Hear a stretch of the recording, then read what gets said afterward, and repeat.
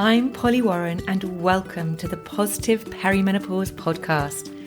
This is the place for some positive inspiration to help you through the rollercoaster ride of perimenopause. I truly believe that with the right support, knowledge and wellness tools and a large dose of inspiration, this life phase can be a truly exciting and pivotal time of life. With every episode, my mission is to support and empower you to own your menopause, because it's never too late to start taking care of the most important person. Yes, that's you. So thank you for being here and sharing your time with me. Now let's dive in. Hello and welcome back to the podcast. So my news is that I'm about to go on holiday when you're listening to this. We are going as a family. We're going to Greece, to Zakynthos, and I'm incredibly excited because last year we were meant to be going to Greece, but it's a very long story. But to cut it short, I ended up staying at home with one of the children and my husband went with two of the children to Greece. And the reason being, there was a bit of an illegal party in our house when my husband and I were away by one of the children. Oh gosh, it was a bit of a palaver. Anyway, not only that, it ended up being a bit of a COVID spreading party. So the child who had the party ended up also getting COVID, so couldn't obviously travel. So hopefully that won't be happening this year. Hopefully we will all be going to Greece and having a lovely holiday. Anyway, back to the podcast.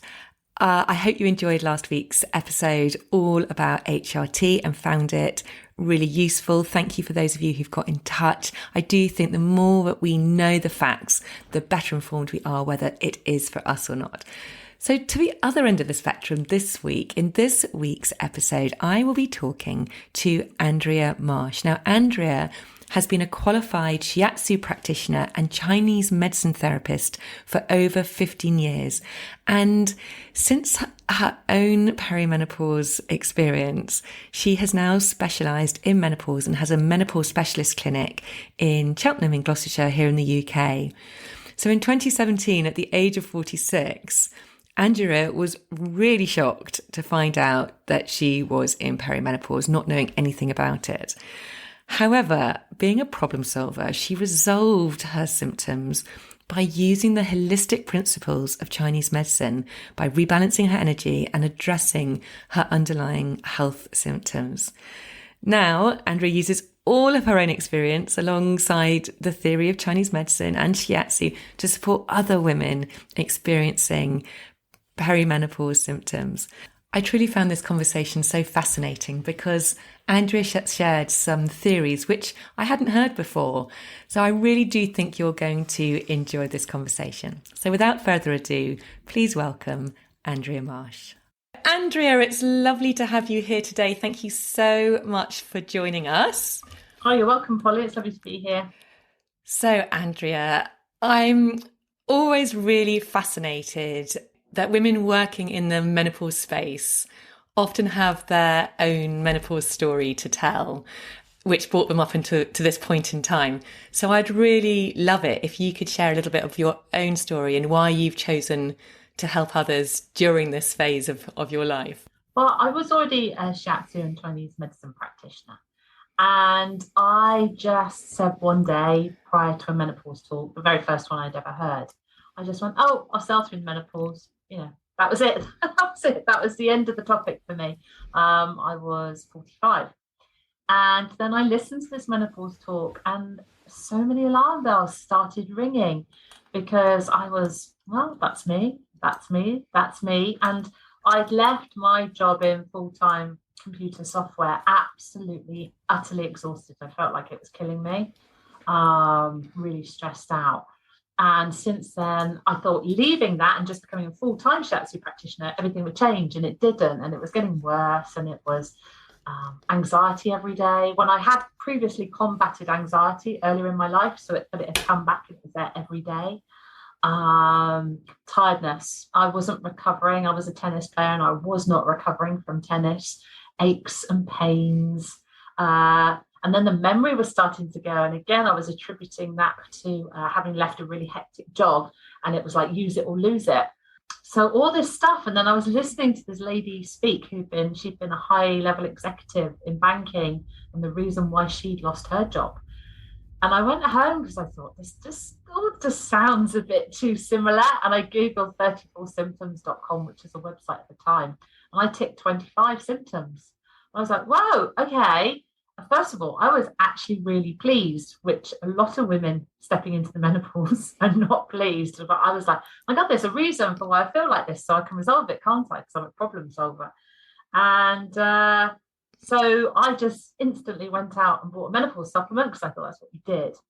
And then I got hot flushes caused by the menopause supplement. So I was like, hang on, this is a mess. I'm allegedly menopausal. Never had a hot flush in my life. I take a menopause supplement and I get hot flushes. Stop the supplement, hot flushes stopped. And I looked at it, I said, this is a jumble, this is a mess. And the one thing Chinese medicine studying, that's the theory of Chinese medicine, when we study, it tells you to look for patterns. There is a pattern to every symptom that you get in the body, and there's a root cause for those patterns. So I just sat there with these messy things like night sweats, hot flushes, achy joints, anxiety, IBS, thinning hair, just all these symptoms. And I was like, there's got to be a pattern. So there and then I thought, right, I'm going to sort out, resolve the menopause and help women absolutely alleviate all these symptoms because it's a mess. And my very first cut was that there was a hot menopause, hot flushes and things. And that actually what I was experiencing was a cold menopause because I had never had a warm symptom. And cold menopause symptoms group around things like anxiety and fatigue and achiness. So that was my initial cut. There's actually two types of menopause. What I learned in the coming months, because I just threw myself into research, I went to hormones talks, anything I could find out about the menopause, was that actually my theory of a cold menopause actually overlaid the hormonal disruption of the perimenopause, and that's the progesterone decline. So that really got me hooked then, because I thought people don't know about this. I hadn't heard the word perimenopause because I'm talking 5-6 years ago.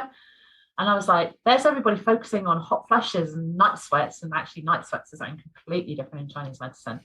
But I was like, no, there's this cold thing going on. I'm experiencing it. It's making me feel crap, but I resolved all that. Women need to know about this.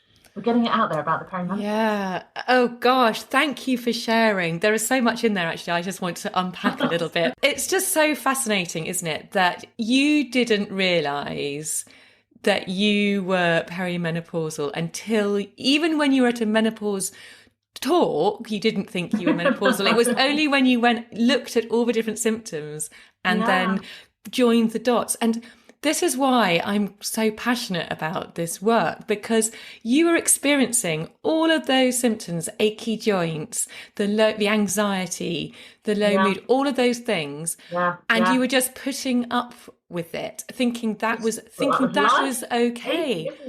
And finding an excuse for everything, it's the job. Oh, it's because I'm really busy. And this, I really truly believe, women have got to stop doing it. I know that life is busy, and we live in this world now where we are on all the time because of technology, blah, blah, blah. So what can we do? What would you say to any woman who doesn't really think that they're perimenopausal? How can we get this message out there that actually it's not normal? Interesting points, because going into that talk that day, well, I actually wasn't even at that event for that talk. I was at that event for networking. It's just so happened that was the talk. So it was sprung on me very fortuitously. And it was about 2 weeks after my 45th birthday. And if you'd asked me that morning what age was the menopause, I would have said 60 something. I just didn't know. I'd never said the word. I'd never given it a second thought. I wasn't even, it's awful to say, but I wasn't even into women's health at all. I was into the Shiatsu and stuff, but I hadn't separated into male and female health. It was just like, let's get healthy. So, and then a cousin contacted me the other year with all of these symptoms. She's in a very stressful job. And I said, I'll send you my perimenopausal guide. And her stock answer, which I get from so many women, is I'm too young to be perimenopausal. So the biggest thing we have to get out there is, and I pretty much go with, if you're in your 40s, you're perimenopausal. I think that's just what we've got to go with, because I've got to remember how ignorant I was. Yeah. And a lot of people that find me have done a lot more research than I did at their age. And so we've got to get it out there that menopause is not an old person's thing. It happens around about 50, 51. So the perimenopause, and I'd say the modern perimenopause, because the medical dictionary definition is just that few months before the menopause when your periods go a little wonky, which so doesn't describe the modern perimenopause. So I'm often asked the question, is it worse now than it was in previous generations? And my answer is absolutely yes, it is. And there's a couple of reasons for that. So what are they? So go on, tell us those reasons, and then I'm going to come back to the hot. Then I'm going to come back to the hot and cold menopause, because I really want to go and unpack that. So go on. Yeah, absolutely. The two major reasons of the perimenopause, of your perimenopause symptoms, and this will tie in with your story. One is nutritional depletion, and the other one is stress. And these two, and they link together in a catch-22 as well, that one leads to the other and that they're self-feeding. So being stressed leads to nutritional depletion, and nutritional depletion allows the body to become more stressed, which comes out as symptoms of anxiety, extreme tiredness, aching joints, brain fog, your memory going wonky. All of these things are this combination of a lack of nutrition and stress. That's so fascinating, because just before I pressed record on the call today, we were talking about each other's own experience, and Andrea was asking me about mine and when it all started. And I said, well, actually, really, when I think back, my things started to change for me when just after I had my third child, which was I was 37 at the time, and it started with really heavy periods. And then probably when I was very early 40s, all of those symptoms you just described started to happen. And this is when I just had no idea, again, like you, no idea about any of it. Yeah. But so what would you say was the main cause of that? Was that nutritional depletion because I just had a baby? Well, yeah, that's the third kind of spoke in your wheel there, because I've got great big Chinese medicine books, and they really don't talk about the menopause because it really just didn't happen over there. But what you have to do is you have to read between the lines, and you find out that having a baby later in life really, really fatigues a woman's body. And when you put this together with women who, and they don't even say women with careers or anything, it'll be a woman that burns the candle at both ends. They're all slightly cryptic, but when you add all these one-liners together, that they affect the hormonal balance of the body, you can build the pattern of the Chinese terms for the menopause. So for you, yes, it could have been the physical, actually giving birth. You gave a percentage of your essence, your own body, you gave to your child. So that energy left you. So that's a very, very big chunk of it. But yes, nutritional depletion, not only for yourself and your health, but because you fed and passed it on to your baby. And then everything else that was probably going in your life was adding up to a level of stress. Plus, having a baby does put your body into a hormonal turmoil. And then you may chuck into it that you may be susceptible to an early menopause if that's something your mother had. So yeah, I'd say yes to the two major causes of stress and nutrition, but also the time you had your baby. And again, another thing that we put in there is the amount of exercise you're doing, whether it's the right type of exercise. That could have been another factor. Yeah, so I was doing quite a lot of kind of high intensity cardio type exercise at the moment, which I now know it kind of actually adds to that stress rather than relieves it. Yeah. So it's about finding the right kind of exercise rather than going for it, which if that's something you've done all your life, that becomes quite complex to have that conversation of actually something that you rely on is actually what could be making you worse. Yeah, and I think for me it definitely was. It was kind of my guilt-free time out of the house, away from the kids. And if that had been tweaked maybe to yoga classes or something, it would have taken something out of the mix. But yeah, it's because we live in a life now where women in their 40s, and then there was even the phrase, wasn't there, 40 is the new 30. So it meant we carried on acting like our 30 something self in our 40s, and we don't appreciate. I had energy, I used it up. I had more energy, I used it up. And that's what we do until we hit a wall, and that wall is usually sometime around when our hormones go a little bit wonky. And the way I see it is the hormonal change, the hormonal stress actually puts a magnifying glass on your underlying health condition. So if your health condition is just about holding in there, along comes the hormonal change, and that tips your health over the edge.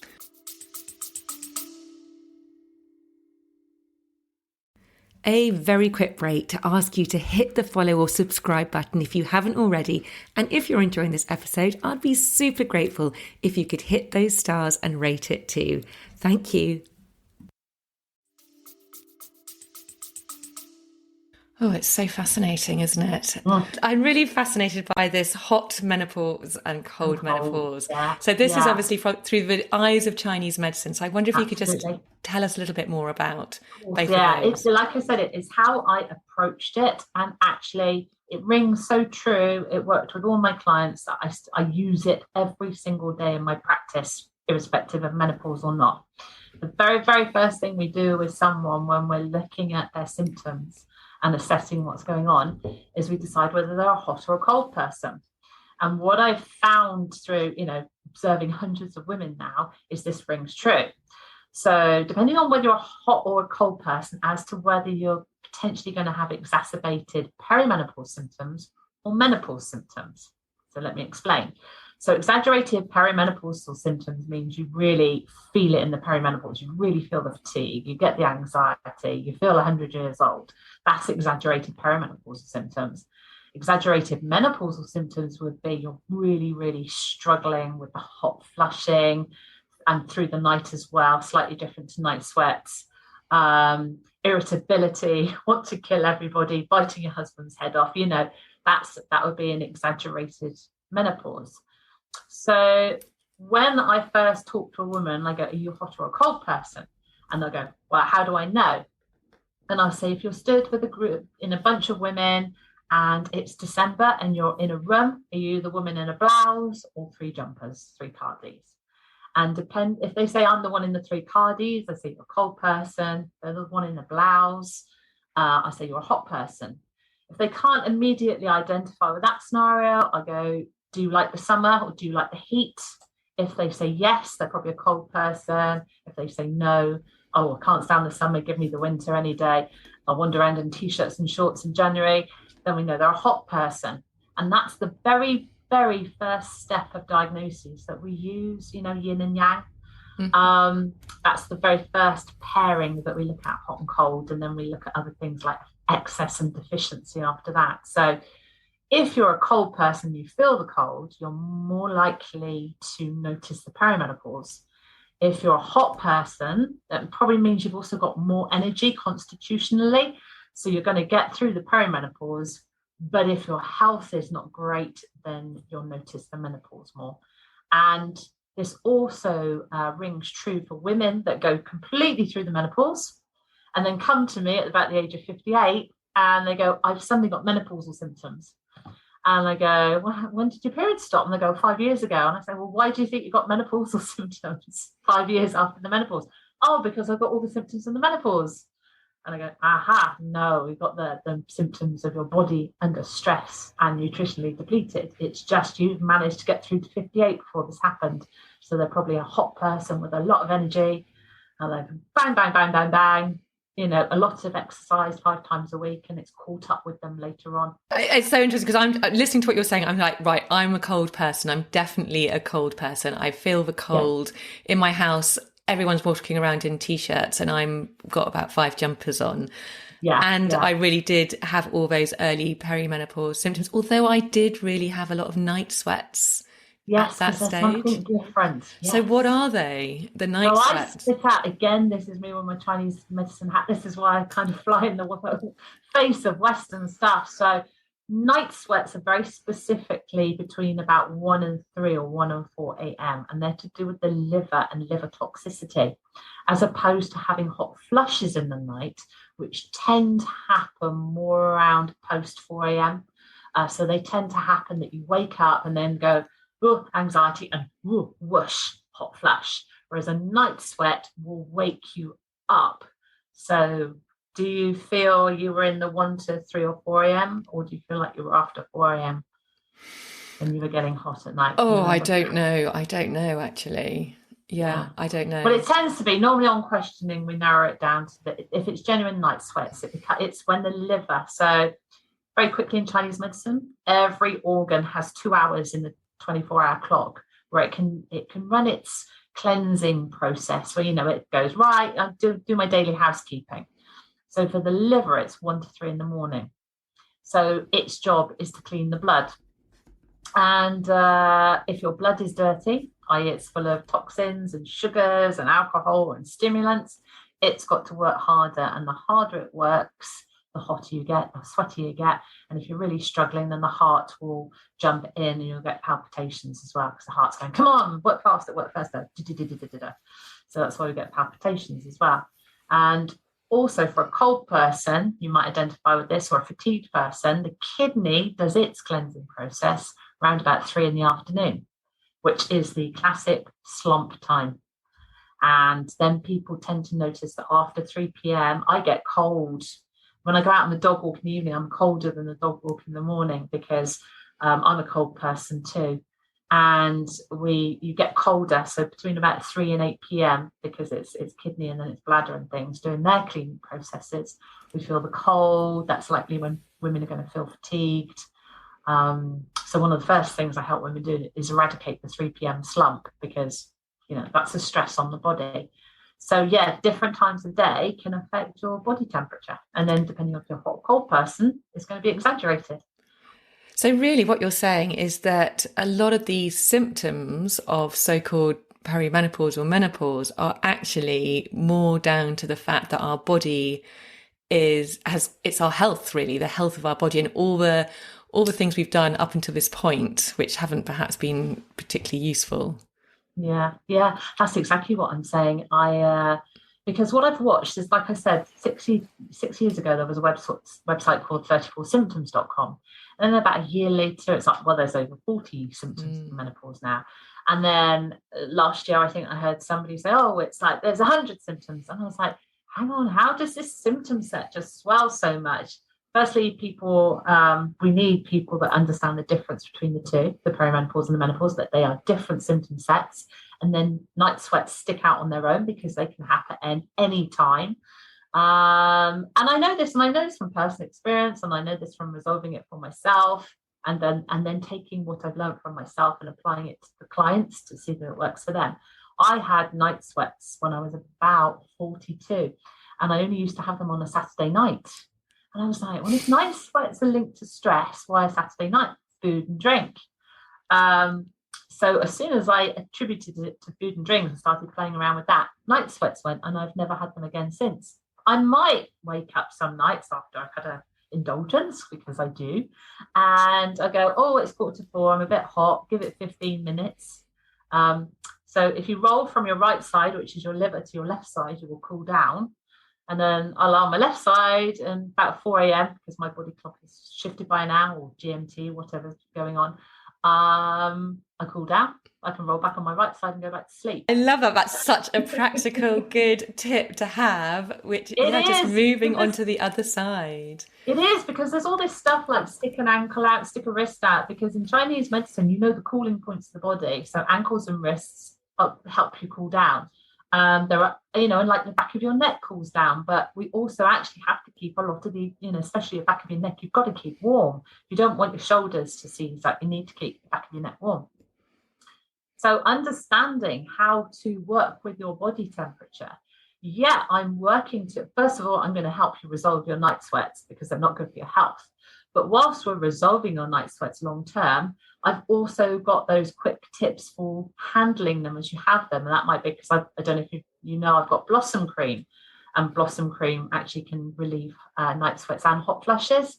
So you pop your Blossom Cream on. If you haven't got Blossom Cream, or it's not bad enough to use Blossom Cream, then yeah, switch from heating up your liver, i.e. lying on it, to cooling it down.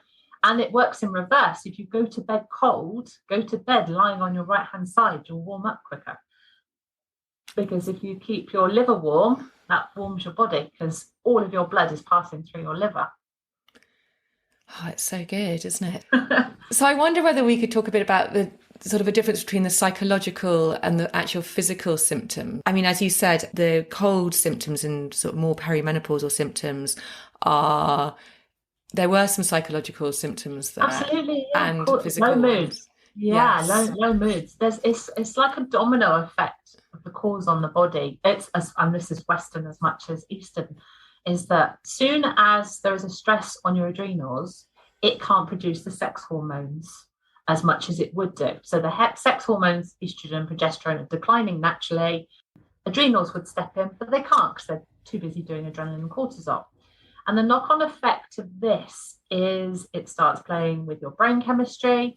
You start getting, I separate out low moods from flatline moods, because I felt this. I went through a period of a good 2 years like this, and you kind of don't realize you're in it till you come out of it. But I've even heard the likes of Lorraine Kelly say it happened to them. So it's very documented. You get a time of no emotion. So there's no joy. So it's like going on holiday, going out to dinner, birthday celebrations, all those things. Instead of looking forward to them, it's almost like, I've just got to get through that. You see it almost as an endurance, because you've lost that spark of joy. And this is because the adrenals are flatlined with stress. So the knock-on effect from flatlined emotions can then be low moods. And this tends to be people that tend towards low moods maybe more in their life. And people who are more positive flatline, whereas people who maybe have been a bit more negative, or glass half empty, will more dip into the low moods. And then a knock-on effect from all of that, because it's like a domino effect, knock-on effect from that is you lose your sex drive, libido, because there's nothing there to give you a sex drive anymore. Your moods are flat, your sex hormones are flat. And this is why women, and it causes problems with marriages. So a lot of women that I help, it's actually as much to save their marriage and their relationship with their husband. And how do I explain to my husband how I feel? So we will go into all of that, because they're just in a state. I'd rather have a chocky bicky and a cup of tea nowadays. I went through that myself, so I understand it. But the good news is, if you understand the stress and the nutritional depletion, the domino effect starts reversing. So your libido comes back. And that's the wonder of seeing women in the room. So I'm actually giving them the Shiatsu and the supplements and all the training. And they'll go, and I can always tell it. I can always see the look on their face. Like, something interesting happened. And I go, I know what you're going to tell me. Because it's the first signs that whole stress is reversing. And I go, that hasn't happened in years. My husband was grateful. So we can turn around marriages. It's so important. It really is so important. So let's get on to what you actually do, what you recommend for some of these symptoms, because that's what I'm interested in. So if a woman comes to you and is, say, experiencing a whole range of different symptoms, what do you do? What's your approach? What do you recommend? Well, luckily now if they just give me a list of symptoms, I can go bang, bang, bang, bang, and see the 2, 3, 4 imbalances. For a lot of women, it's the same root cause. And, for a lot of women, and I see so many women putting up with symptoms and going, it would be so easy to turn around if you listen to me and you believe me. Starts incredibly with a multivitamin. So what we need to do for a majority of women, and it doesn't, at this point, doesn't matter if they're menopause or perimenopause, it's the same. We need to top up your nutrition. We need to feed that excess cortisol. Then we need to reduce that excess cortisol, because this brings down the stress levels of the body. And this is going to help your heart health moving forwards. This is going to help your bone density moving forwards. It's going to help your brain marrow, and that's the things that lead to cardiovascular disease, osteoporosis, dementia. We need to bring the cortisol down. So for quick wins, the first thing to do is feed the cortisol. And that's pushing in the nutrients, because cortisol is just nicking everything from your food. So you can't get enough nutrients from food. So what we need to do is give you a capsule that's got something that's equivalent to 50 heads of broccoli in it. So you're getting absolutely high density nutrition. And for some women, they can be feeling the effects of that in 2 to 4 weeks. And is that something that you make, or is that something No, you can I buy? don't make You it. can buy in the I've shop. spent years researching the right kind of company. Right. Okay. Yeah. And so there's like a foundational set of supplements that if you contact me, I've got my supplement guide. I'm happy to share it with everybody. But we push in that foundational set of supplements. So we're feeding that excess cortisol, which gives you back your joint health, your muscle health, your brain health, you name it. Then we have to lower the cortisol levels. So I see the adrenals like they're a leaky tap. And so we need to fix the leaky tap. And that's the start of it all. And that's more long term. And then it really starts breaking into individual symptom sets, people's relationship with food, relationship with stress, mindset.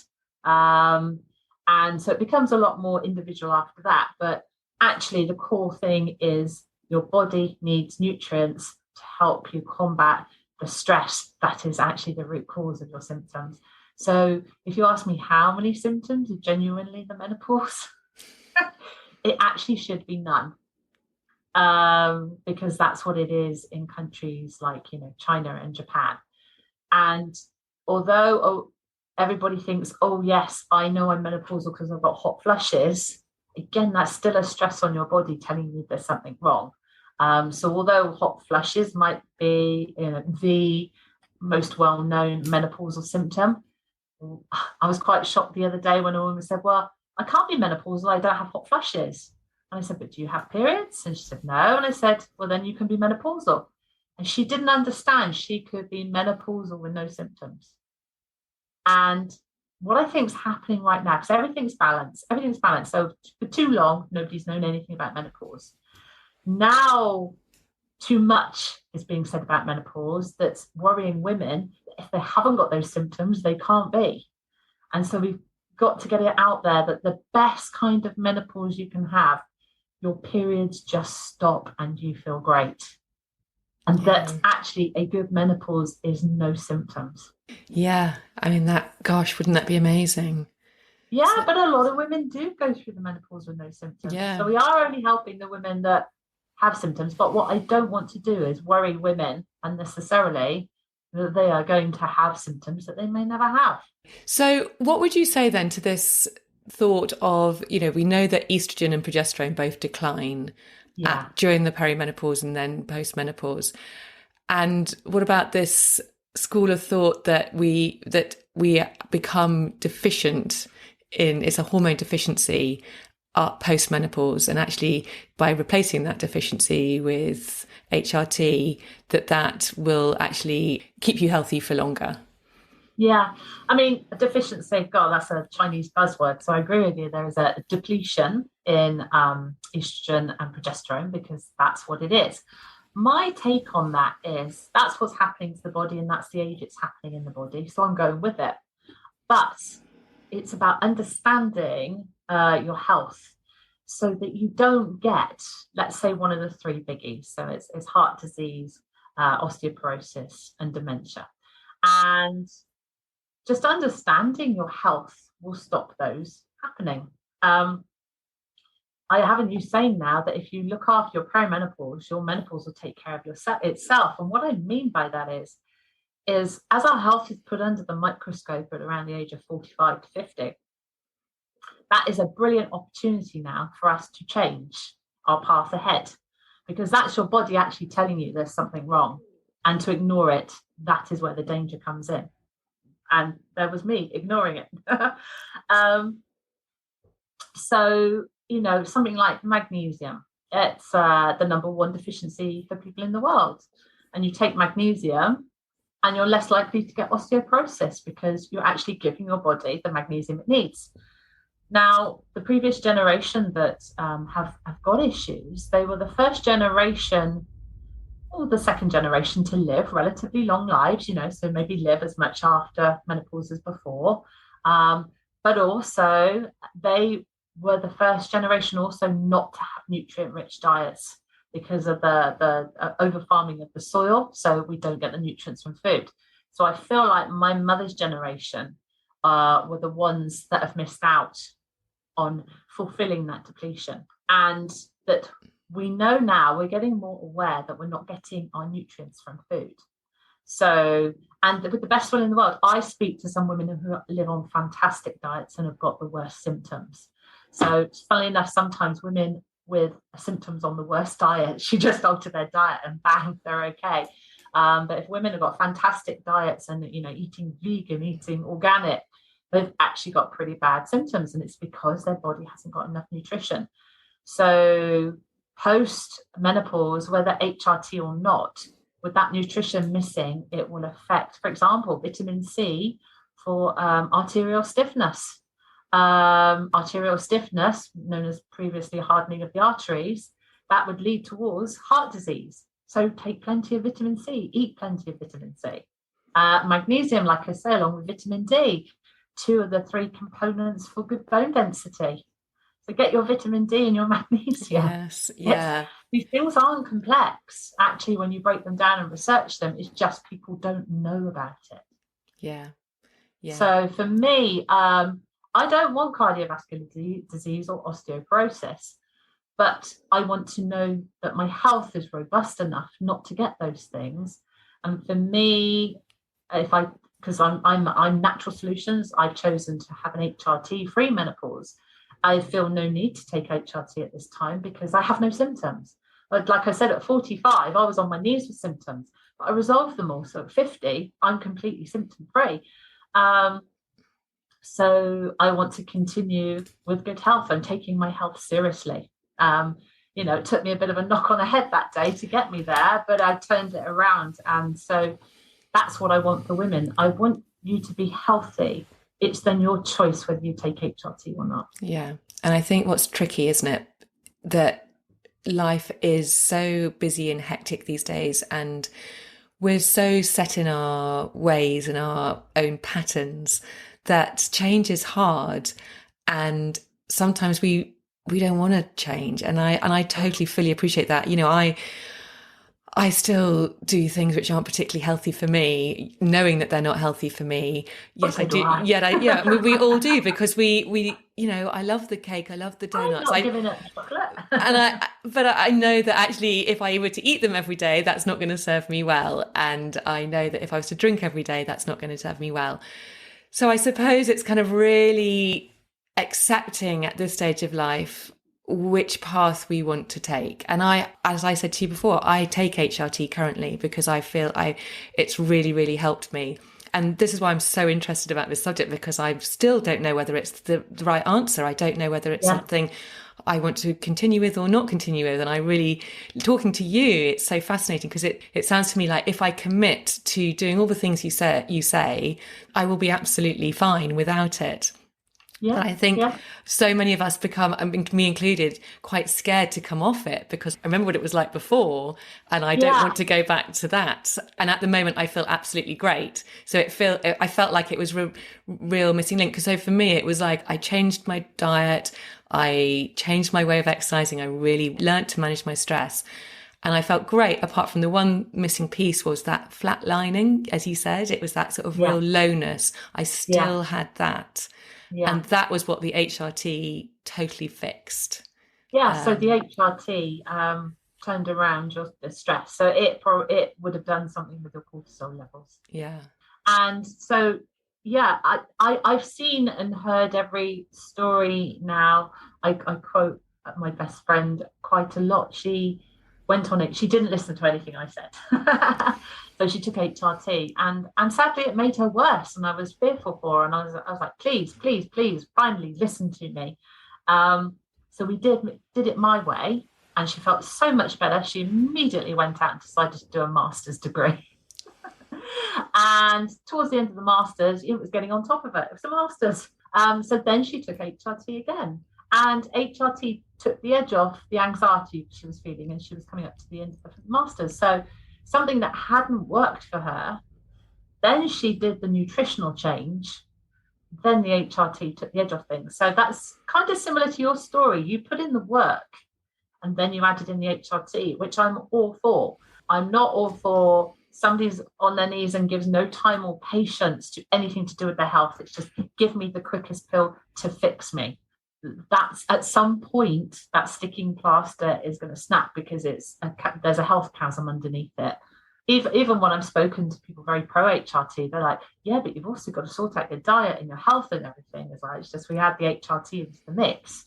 And that's what we've got to educate women about. Yeah, there is no quick fix. It is your body at this time of life is giving you signs. It's giving you a wake-up call that we have to look after. We have to make some changes. We can't carry on like we did in our 20s and our 30s. And I think what's added into it with the first generation, it's the have-it-all generation, isn't it? It's the career generation, the fitness generation, but it's also the processed food generation, which has left us with clogged up livers, which is a root cause of so many things. So we can't compare ourselves to another generation. And we also can't compare ourselves to ourselves 10 or 20 years ago when our liver was working better. But I always say it's like a giant filter. I mean, it's like Hoover, isn't it? What would happen if you didn't empty your Hoover every so often? That's what's happening to our liver is incredible. It's got us to the age of 45 or so. But if you're sweating or you're irritable or you're sluggish or you feel slightly nauseous or you feel blue or you've got belly fat, that's your liver saying, please help me. And HRT isn't going to sort out your liver. So in terms of sorting out your liver, would you recommend doing some sort of detox or cleanse as well as adding in nutrients? Yeah, so it's the adding in the nutrients, getting yourself a bit more physically robust, doing a detox. I did my major detox, I think 4 years ago now. But then doing regular maintenance. It's like, so I had a whole liver service, a big liver service. But then I do something every day to support my liver, whether that's taking a liver supplement or turmeric or something that's just helping clean it, basically. Yeah. Great. Lemon water is pretty good for liver, isn't it? The teeniest stepping stone on the way to helping your liver. So I always start women with that. I say, if you can't do anything else, do this. But depending on the severity of symptoms, there's varying degrees of things you can do. So, depending on how bad your symptoms are, is how far up the scale of detoxing your liver we need to go. But there's detoxing from all the foods and things you have, but there's also estrogen detoxing because we get dirty estrogens coming in through the food chain. So that's another specific thing. So for women that might have endometriosis, cysts, fibroids, then you need an estrogen detox.